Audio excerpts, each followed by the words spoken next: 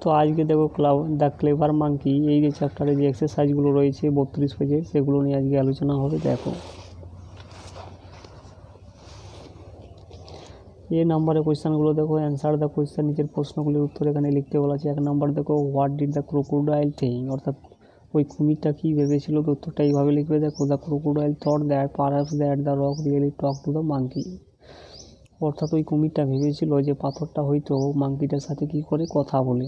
2 number প্রশ্নটা দেখো why did the crocodile raise his head above water, অর্থাৎ কুমিরটা কেন ওয়াটার থেকে জল থেকে তার মাথাটা উপরে তুলে নিয়েছিলেন, তো উত্তরটা এইভাবে লিখবে। দেখো the crocodile raised his head above water because the crocodile was impatient, কেননা কুমিরটা কী হয়ে পড়েছিল, অধৈর্যশীল হয়ে পড়েছিল, তাই সে তার মাথাটা জল থেকে তুলে নিয়েছিলেন। এরপরে বিয়েরগুলো দেখো,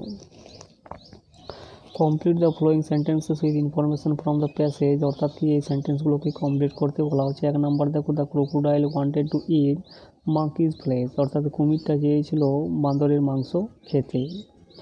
2 নম্বর দেখো the monkey made another plan because the monkey realised, অর্থাৎ বাঁদরটা একটা অন্য প্ল্যান করেছিল, তার কারণ ছিল দ্য মাঙ্কি রিয়েলাইজড, অর্থাৎ বাঁদরটা বুঝতে পেরেছিল that he could not return home like all other days, কেননা বাঁদরটা বুঝতে পেরেছিল যে সে হয়তো অন্য দিনের মতো ফিরতে পারবে না।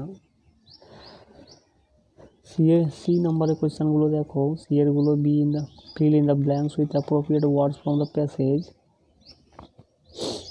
অর্থাৎ কি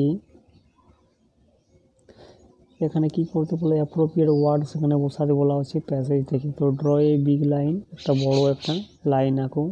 দ্য রিভার ইজ 100 মিটার্স, এটা অ্যাবাভ 100 মিটার্স অ্যাবাভ।